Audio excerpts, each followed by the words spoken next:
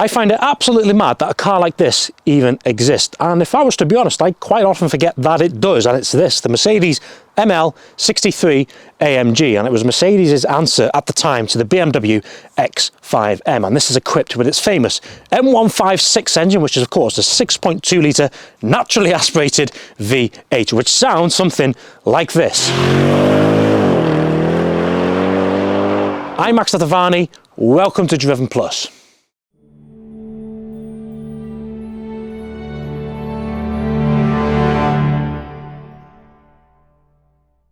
In 2005, Mercedes released their first ever AMG SUV model, and the ML63 was part of the first models to feature the monstrous 6.2 litre V8 engine. And at the time, fast SUVs were not as popular as what they are today. If Mercedes brought out another fast SUV, they'd have a lot of competition. Back then, this only had BMW and Porsche to compete with. Now, one place where Mercedes had it over BMW and Porsche was its engine size. The X5M featured a 4.4 litre V8, the Cayenne Turbo featured a 4.8 litre V8. Both of them cars used a turbo. Not with this though, this is pure. It's a 6.2 litre naturally aspirated V8 engine producing 510 horsepower and 630 Newton meters of torque with a limited top speed of 155 miles per hour. This is mated with a 7-speed dual clutch transmission going to the 4MATIC system. Mercedes say this will do a 0 to 60 time of 5 seconds flat, and let's find out. So it's time to launch the Mercedes ML63 from 0 to 60. On your screen now are the stats and figures on this car, so pause your screen if you want to look into them. Now, this does not have what Mercedes call race start, which means launch control.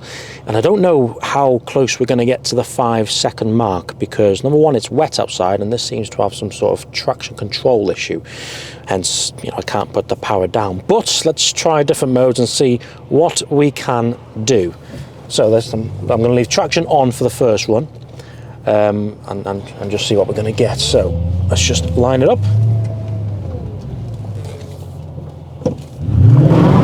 See, we won't put the power down, but let's see what it's going to get. Traction control light flashing, 8.14 seconds. Okay, let's try traction off to see if it'll put the power down. Traction's off, what is it, 8 seconds or something? 8.14, okay.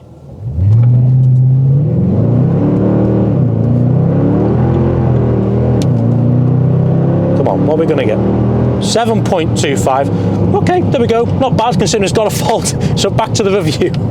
Okay, so when we come onto the inside, one word. Very white, but it's a very luxurious place to be. The leather's used is very good. You've got a little bit of a carbon fibre effect down here.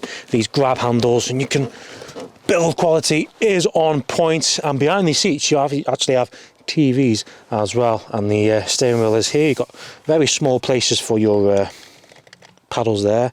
Limiter, gearbox, where your gear stick is on the steering column because this is all freed up down here. So you've got, some sort of ashtray for your the mafia bosses to, disperse their ashes in. Infotainment screen is here, very small. Heated seats, sport. It's got hill descent control. It's got air suspension, so you can raise it as well. Got a glove box there. I think the materials used, I do like this. Bit of a sucker for a cream interior, so I'm a big fan of this. You also got an AMG badge on the seats as well, and these are so comfortable. The driving position you're sat in is just, you feel like a boss. And you've got the speedometer there, which goes to 200 miles per hour on the other side. The red line is 7,000 RPM. You've got the lovely AMG badge in the middle as well.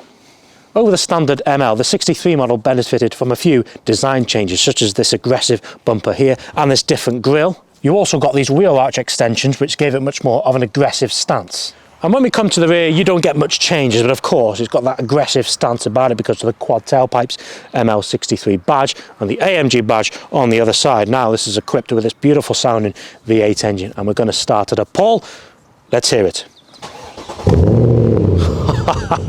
It's just the way it ticks over for me. Pure muscle car vibes. Okay, Paul, let's hear this V8.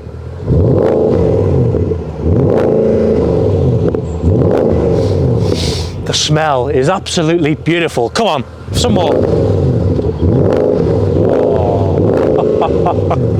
What a noise. Let's get out on the road.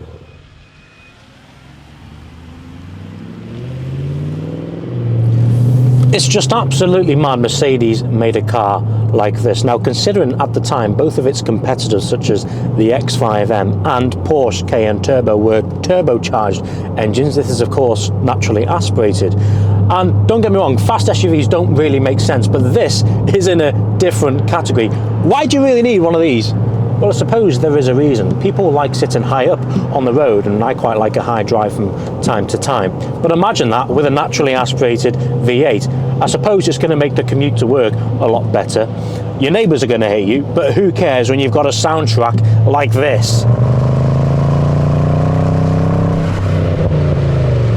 In modern day cars, this is the equivalent of the GLE63 AMG, the one that comes with a 4-litre twin-turbo V8, pushes around 600 horsepower.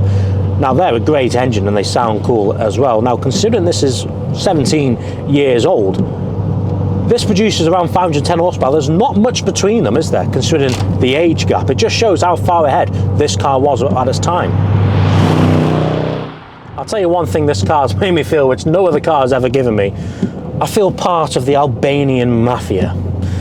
I'm on the way to pick up some AK-47s and do a job. It's just got that stance about it. If you watched a mafia film, you wouldn't think twice if you've seen one of these in it, would you? My name's Sergey. I've come to collect my money. That was my Albanian accent for anyone wondering.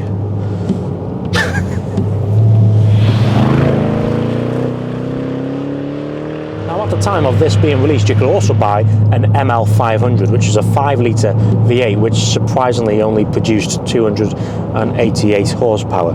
So this had a lot more horsepower than that car, but it wasn't just horsepower and a different engine. This also benefited from beefier suspension, better brakes. It still rides on air suspension, but AMG tuned the suspension by putting Bilstein dampers all round.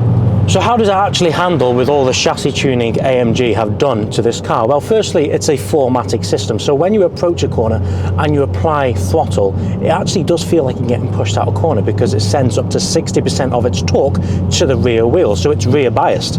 Now, this isn't going to handle anywhere near as good as a coupe AMG, which is largely thanks to physics, of course. But for a big truck, it's actually not that bad. It turns in okay. Obviously, you've got that nice grunt of the engine to push you out. I could actually see myself having a bit of fun with this thing.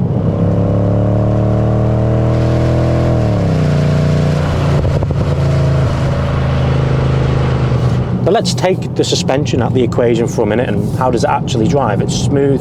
The way it glides over the road is very, very nice. It really does give you a nice driving experience. Only thing is the suspension is slightly firm and you're on big alloys as well. But you can't help that because you're sat in an AMG car. And the engine, well, that's just an engineering masterpiece, if you ask me. This engine will forever be awesome, and I can't thank Mercedes enough for putting a naturally aspirated V8 6.2 litre engine in an ML that sounds like this.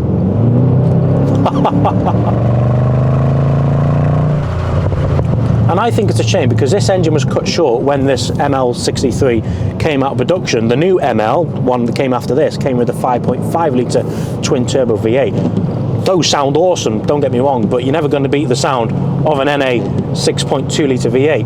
And I find it interesting because at the same time they had the C63, which came with the same engine, and they carried on with that engine until 2015.